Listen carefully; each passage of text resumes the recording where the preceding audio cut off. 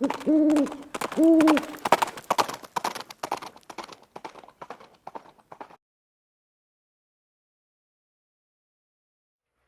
hey guys, it's Viejo here, and we're in the last week of March in 2025. Got a beautiful day here on the central coast of California, sunny and bright and warm. Weather's going to change here in the next couple of days. We've got some rain maybe headed our way in the weekend. We hope, fingers crossed, we need it. Hey, this is part 2 of episode 14 of Wadcutter Wednesday. If you remember last week, we used this neat little one cavity Lee 429208 wadcutter mold, and it's one that I had cast before, and we cast some more up for the video series, and it's one that I really like for 44 caliber. It's a good bullet, and I think of the several wadcutters that I have for 44, this one's probably my favorite. Wish I had it in something more than a one cavity mold, though. It takes a while to load some up, but that's okay. It's fun to cast, and it's a good casting mold as well. What we'll do today is get some of them loaded up and take them to the range and shoot them for you. If you're watching on YouTube, you know that YouTube's not going to let me show you the actual loading process. I can show you the setup though, and show you the shooting sequences, but if you want to see the actual load stuff happening, you got to go to my Rumble channel, and it's rumble.com, and type in my channel name like you see it right here, okay?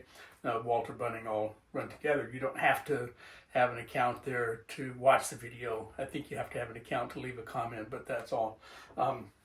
So it won't cost you anything anyway, even if you do have an account there. So let's go ahead then and get started. For those of you on Rumble, we'll go through the whole process. If you're on YouTube, I can show you the setup. You know, we loaded these on the Redding T7, really nice, but man, these things have gotten expensive lately.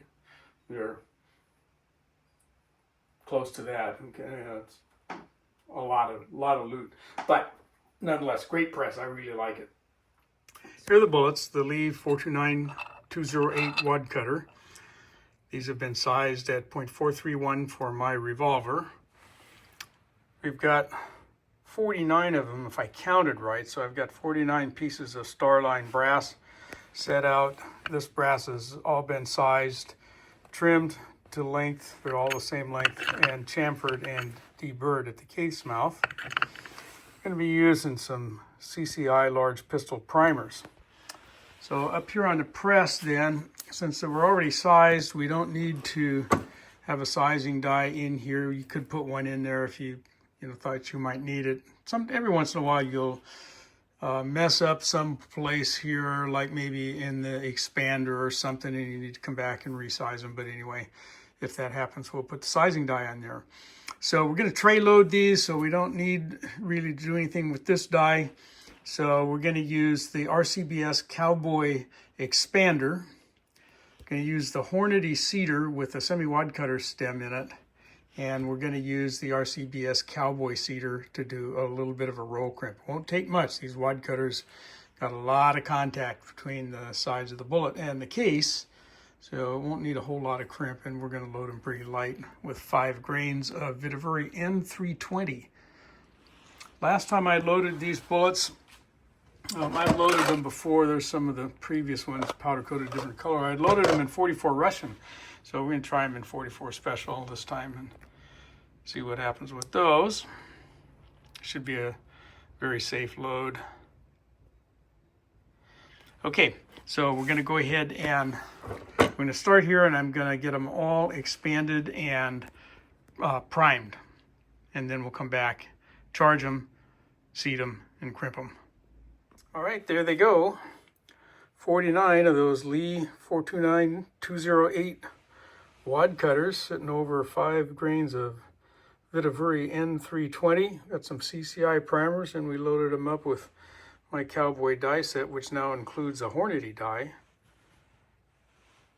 But they're just itching to go flying, so let's take them. Okay, so there you have it. We got them all loaded up and ready to go, and that particular load is a pretty good one for this bullet. It runs really well in all of the 44 caliber firearms that I have, and since I got this Bisley in 44 Special, I really like that bullet for this gun. It's a good match, I'll put it that way. And that particular load is a good performer. So let's go ahead and take these guys to the range. And I did put some on paper for you to see. Not, you know, lots and lots of them, but we got some there for you to look at. So let's go do that.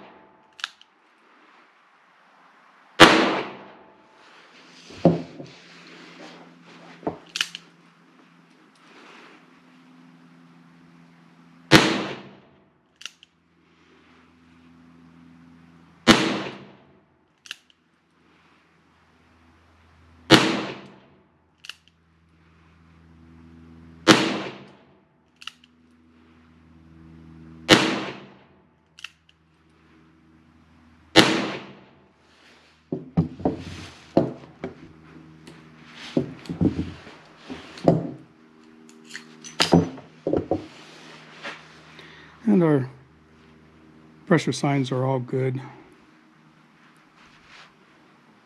Okay, there's that first group. That's not too bad. Why do I only see 5? Oh, there must be 2 holes right there. And there's the second group. I think that first group was a little better. Still not bad. Fun load. Zinging out of there pretty good. There you go, Dan. As you saw, for me, it's a good performer. I really enjoy shooting it. And it does a pretty good job. You know, it gets them in there in a decent pattern at 25 feet, which is where I usually shoot. Again, I really like that bullet. I wish that it was available in something more than a single cavity. If I had a 6 cavity, I'd be running that sucker more frequently, probably. But anyway, I'm out of them now. I got to go cast some more. So next casting session, this little guy is going to go to work. In fact, I think I'm just going to leave it out. I'm going to cast in a couple days here. So I'm rambling, huh? Okay, I think that's going to do it for this one.